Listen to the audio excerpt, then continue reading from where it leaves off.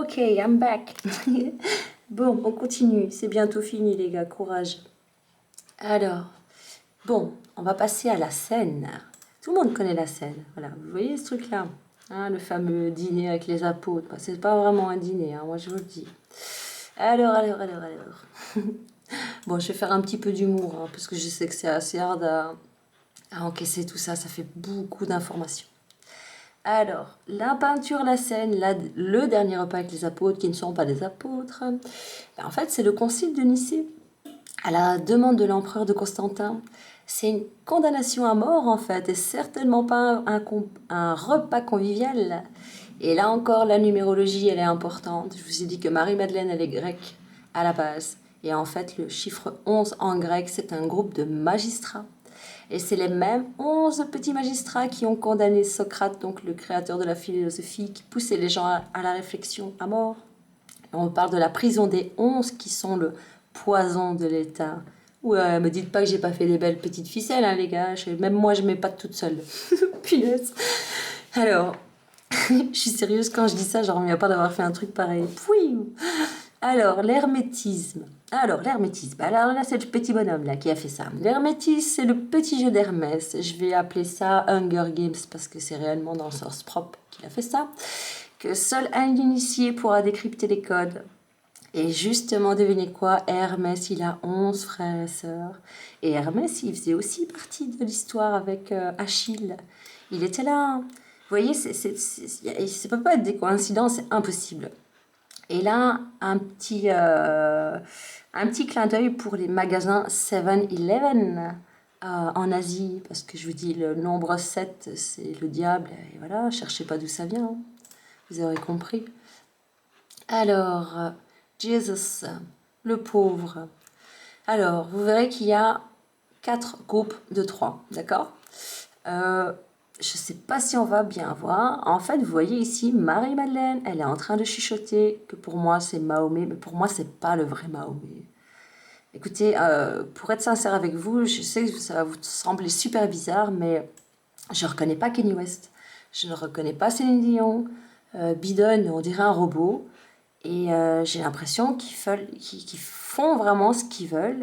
Et Kanye West, il disait aussi il clonait les gens. Et je pense que ça date d'il y a bien plus longtemps qu'on ne pense. Parce que tous, Mahomet, il se plaignait voilà, je vous ai expliqué tout à l'heure. J'ai l'impression qu'ils ont tous été remplacés, en fait. C'est ça le truc. Bon, maintenant, vous allez peut-être me prendre pour une dingue, mais le monde, il est tellement spécial. Bon, les stars, aidez-moi là-dessus, parce que sinon, on va me mettre derrière les barreaux, moi, ici. Bon, je disais. Alors, ici, on voit Mahomet, Marie-Madeleine, ce n'est pas Jean.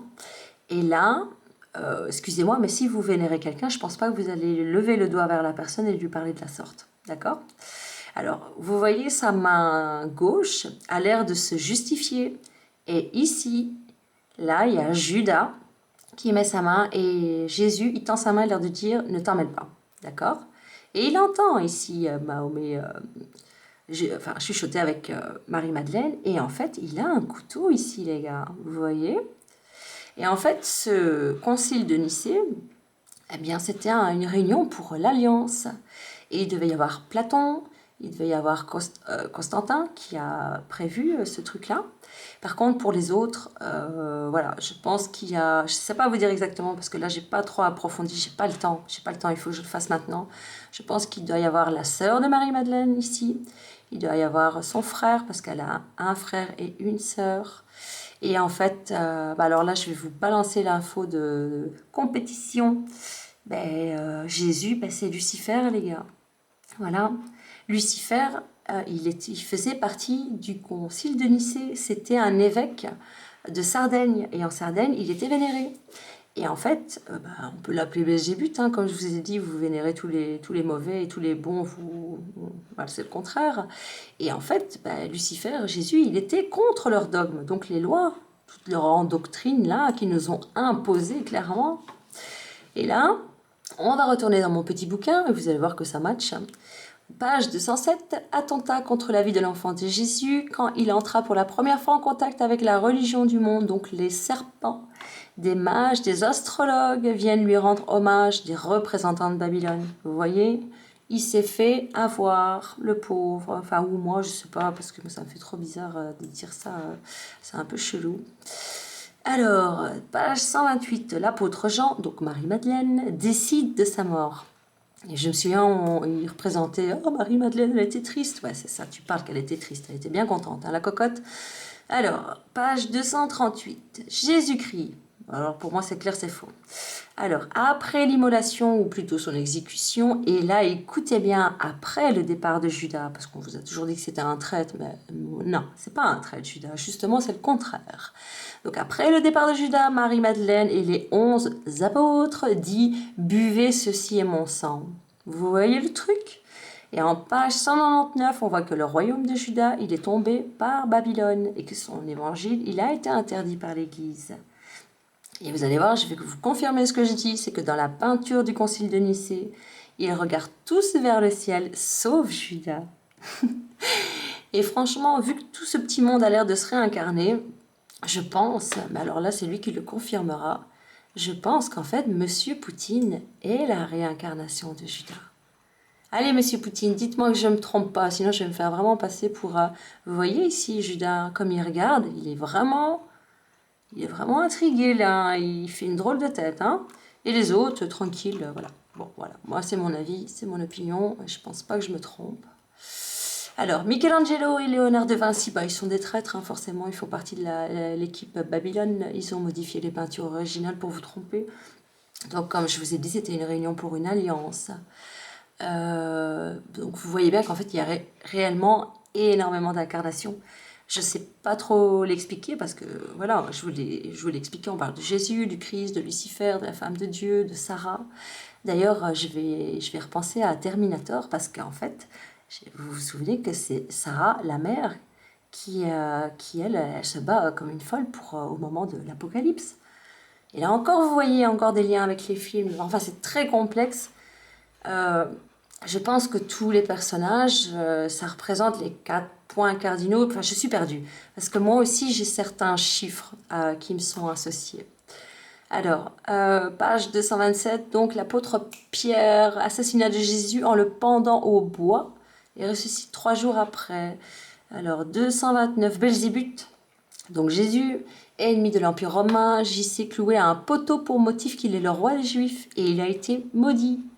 Complot livré Jésus aux Romains, donc voilà, ça confirme tout à fait ce que je vous ai dit. Et franchement, je pourrais continuer comme ça pendant des heures. Hein. En fait, toute l'histoire de l'humanité est à réécrire. Je ne peux pas tout vous citer, parce que j'en aurais pour des mois et des mois. Voilà, je pense qu'en 4 mois, je vous ai fait un résumé de compète. Alors, le mythe que vous avez tous en commun, alors ça, c'est le truc que vous devez savoir. On connaît tous le yin et le yang et la balance du bien et du mal. Mais en fait, c'est ça, c'est juste ça. Et il y a un détail que vous n'avez pas vu et qui est repris absolument dans tous vos mythes.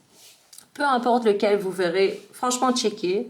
En fait, vous voyez ici, il y a une personne qui est représentée comme fort contre deux barres. Vous voyez, il y a une barre et là, il y en a 2. Et si vous regardez tous vos symboles, vous verrez qu'ici, on représente toujours un côté clair, peut-être avec un chemin sinueux, etc. Et en fait, il est fort, ok? Lui, il représente le soleil. Et en fait, là, vous verrez toujours un autre personnage, mais il y a toujours un symbole en plus. Donc, ce n'est pas un combat à la loyale, c'est un combat de traîtres. De toute façon, ce sont des traîtres. Le mal, ça peut pas être sympa. Hein. Alors, regardez ici, voilà, ça c'est le symbole de la royauté. Hein. Bon, qu'est-ce qu'on voit? Le lion et l'autre. Et le lion, c'est la prédiction de Nostradamus. C'est le vrai roi qui est de retour. Et moi, j'aime bien les chats. Oh punaise, je commence à délirer, je m'excuse les gars. Alors, et vous avez de la chance si c'est moi qui ai reine, hein, moi je vous le dis. Hein. On va changer les choses. Bon, alors, ici, un autre exemple. Voilà, regardez, vous voyez, il y a la lune, le soleil. Alors, il y a un bonhomme, il a un serpent ici qui fait partie de lui parce qu'il représente 2 personnes en fait. Moi, j'ai les 2 polarités. J'ai la polarité féminin et masculin parce que j'ai l'amour d'une femme, mais j'ai la détermination et vous voyez bien que je peux être comme un homme. Alors ici, ça ressemble au serpent de la Genèse. Moi perso, je trouve que ça ressemble à un ADN. Il y a la croix de Thoth et il y a le croissant de lune, vous voyez?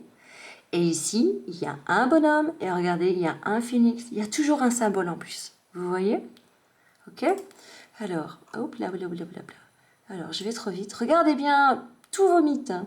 Et je vais vous montrer que en France, ils vous ont menti parce que regardez les châteaux de Versailles, comment, les jardins, ça représente en fait la même chose. Vous voyez? Et ça, c'est celui qui a, Monsieur Hermès, qui a inventé le petit jeu. Hein. Encore le soleil et la lune et le serpent de la Genèse. D'accord? Je vais dire, si vous regardez les temples d'Angkor, le Bayonne, il y a un côté qui sourit, il y a un côté qui ne sourit pas. Le Taj Mahal, il l'a fait pour une femme. Il y a un Taj Mahal blanc et il y a son opposé aussi qui est noir. Alors donc le mythe vraiment, c'est la réincarnation de la prospérité. C'est la réincarnation de la prospérité qui est censée venir libérer le monde, tout simplement. Ouh, j'ai plus de batterie là. Qu'est-ce qu'il me fait celui-là? Et alors? Pourtant je l'ai rebranché. Bon, je vais stopper. Je reviens après.